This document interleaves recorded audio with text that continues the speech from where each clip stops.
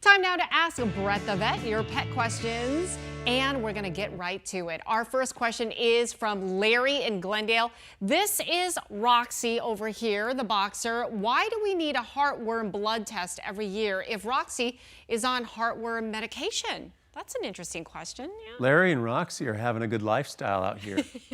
Hey, Enjoying the view, yes. so dogs, heartworm disease is transmitted by mosquitoes. And we all know mosquitoes are a lower risk situation in Arizona, but we've seen mosquito and mosquito-borne diseases increase. West Nile virus, we are seeing a slight uptick in heartworm disease, which is transmitted by the mosquito. All in all, if you're a traveler, outdoorsy person, we do make a recommendation to use the medication. Okay. To test annually is sort of a medical standard of practice. Okay. I don't make it a requirement in my practice if you're compliant and you're using the medications and you're in a lower risk situation. A lot of snowbirds that come from areas where heartworm disease, Texas, Florida, New York, Wisconsin, we want to test them every year because things slip through the cracks, and the prevention is way better than the treatment of that disease. Okay, so maybe in Larry's case, he may not need to test every single year. If Larry came to my practice, for example, I'd tell Larry, if you've been compliant and you're in Arizona and you don't want to spend the money on that heartworm test, I'm going to give you a pass to do that. All right. In that case. Check with his vet, just to be on the Check safe with side. your Yeah, vet. exactly. Make sure they're okay with it. Yeah, Berna from Chandler. I have a cat that licks linens and blankets constantly. He's 6 years old. Is this something I need to worry about? Aw. Berna, beautiful Berna. So Berna, that is a learned behavior from birth or when you're a kitten, and what's happening is it's just carryover into adulthood. And it's a way to soothe and calm, and I think it's kind of sweet. Yeah. As long as she's not eating it and we have to take it out of Berna's belly. Yeah. So But it's keep just lick fine. away. Lick away. Lick All away, right. Berna. Okay. Julia from Surprise. Our precious dog is up on her shots and will be boarding over the Christmas holiday.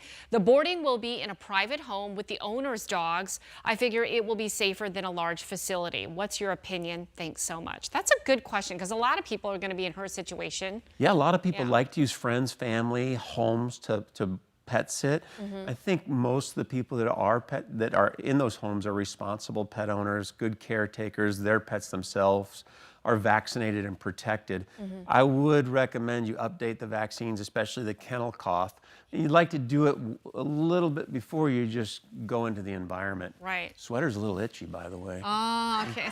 Because it's a cat sweater, but yeah. So in Julia's case, I think that's a lower risk situation here in Arizona, especially with sort of the little bit of the mystery disease that we're concerned about. This makes a smart solution in your case, I think. Okay, good to know.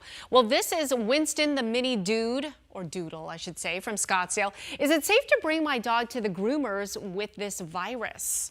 Oh, I'm sure he's probably referring to maybe the mysterious illness virus. Yeah, you know, this is the questions that come up every Sure. day in our practice, so I'm glad we're talking about it. Yeah. In this situation, I think Winston's got his vaccines. The groomers, good responsible grooming facilities generally require these, and they might be more careful with dog-to-dog interaction and how they schedule these appointments. So I think you should go get groomed, although you look awesome. I know! So cute. Just I kind love of get some mousse up there and Little mohawk that hairspray. thing. Yeah, okay, one last question. Alexandria from Goodyear.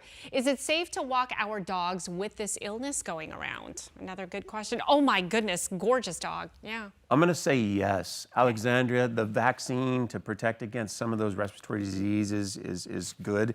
And then just in your neighborhood where you have pets that you know are protected, I would say it's okay to socialize, get that nose-to-nose contact if you know these animals or know your neighbors and their pets. Yes. And they haven't had any exposure to these respiratory diseases. I personally feel it's a low risk. Okay. Again, with this disease, we just haven't had mortalities that we can say. And actually, what I would like to know, if that's not true, I would love feedback from the viewers here and just reach out to 12 News and see if there have been any cases that we can verify and document. We'd love to know so we can give you the best information possible. And hopefully it'll stay that way. No mortalities, right? I'm gonna say okay, yes. big question that I have. Are you going to give that back to Ginger, or are you going to keep that ugly cat's Christmas sweater? You know, Meowy Christmas. I love it. And this is a tribute to you, Liz, back at the office. So, Okay, Ginger, I don't think you're getting it back. All right. Merry Christmas. Merry or I should say Christmas. Meowy Christmas. Meowy Christmas. Thank you. Thank you. Always great to have you, Fred. Likewise. We appreciate you.